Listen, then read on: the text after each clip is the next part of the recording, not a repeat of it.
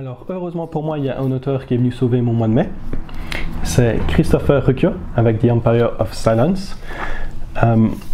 J'ai franchement été bien inspiré de commencer ce livre-là parce que j'ai absolument adoré. Ça fait très longtemps qu'un livre ne m'avait pas absorbé de cette façon-là et tant que maintenant, c'est mon livre de l'année, tout simplement. Alors ça ne veut pas dire qu'il est parfait, j'ai quand même certaines critiques négatives à faire dessus, mais honnêtement, j'ai extrêmement bien accroché au livre. Alors il y a deux livres auxquels, on compare souvent Empire of Silence.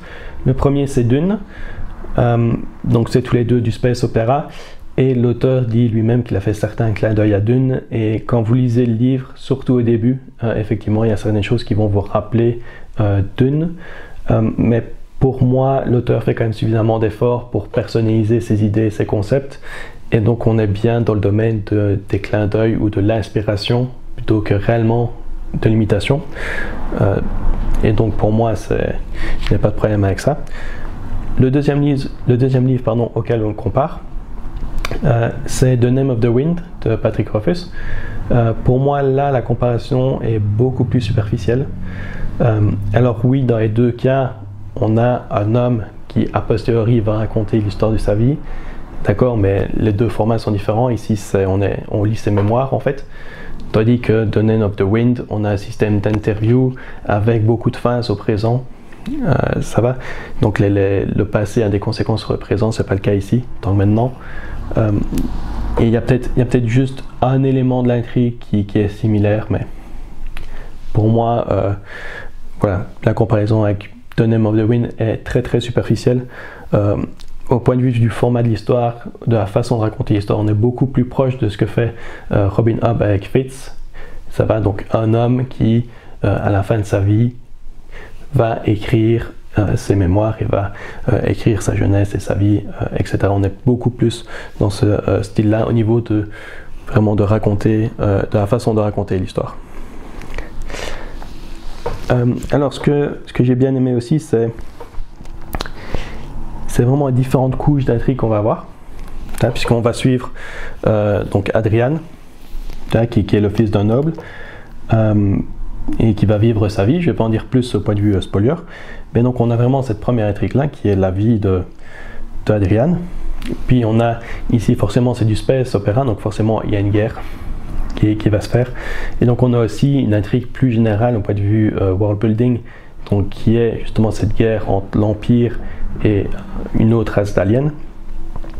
Donc forcément ça joue aussi. Et puis on a encore une troisième couche d'intrigue qui va s'ajouter. Donc ça je ne vais pas donner les détails parce que j'ai pas envie de spoiler les choses, mais on a vraiment ici une intrigue qui se fait à 3 niveaux différents au moins, donc c'est assez complexe, et c'est vraiment le genre de complexité que j'aime bien dans mes livres. Les personnages sont aussi très très bien faits. Ça va, ils ont réellement chacun leur voix. Comme on dit, s'ils pouvaient lire une ligne de dialogue et savoir directement qui l'a dit avant que l'auteur ne le précise, c'est que les personnages sont bien faits, et c'est clairement le cas ici. Dans les choses que j'ai moins bien aimées, c'est vraiment la première moitié du livre. On a vraiment un livre qui est en 2 parties. La première moitié, c'est très très lent, il y a beaucoup de problèmes de rythme. Ça va, et parfois on va passer énormément de temps sur des choses qui n'ont pas nécessairement beaucoup d'impact au final. Une fois le livre terminé, on comprend pourquoi c'est là, mais on passe quand même trop de temps dessus par rapport à l'impact que ça a. Par contre, la deuxième moitié, là, pour moi c'est vraiment là où le livre est absolument excellent. Mais malheureusement, l'intrigue, par exemple, vraiment ne commence qu'à la moitié du livre, en fait. C'est vraiment là que le livre commence pour moi. Et donc la première moitié, c'est un peu plus bof, mais la deuxième moitié compense largement. Et aussi, c'est vrai, j'ai extrêmement bien aimé la fin ici du livre. Donc ici, c'est une série de 7 livres. Ça va, c'est une saga. Donc forcément, tout n'a pas été résolu à la fin du livre, mais l'intrigue principale du livre, ça va, ici, ça a été résolu, et on a bien une histoire complète, je veux dire, dans le livre, et pas juste un acte 1 qu'on a parfois dans certaines trilogies.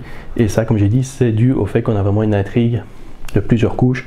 Et donc ici, l'intrigue du livre est résolue et on a 2 autres intrigues qui ont commencé ici, qui elles vont continuer dans le reste de la série, mais on a vraiment bien une histoire complète ici dans l'histoire, et ça fait plaisir de lire un auteur qui comprend le besoin d'avoir ce besoin de résolution que le lecteur a lorsqu'on lit un livre, parce qu'à l'heure actuelle, il y a beaucoup d'auteurs modernes qui, quand ils vont écrire une trilogie par exemple, le premier livre c'est juste l'acte 1 de l'histoire, et donc en fait c'est vraiment une seule histoire mais qui est publiée en 3 livres en fait, et c'est pas du tout le cas ici.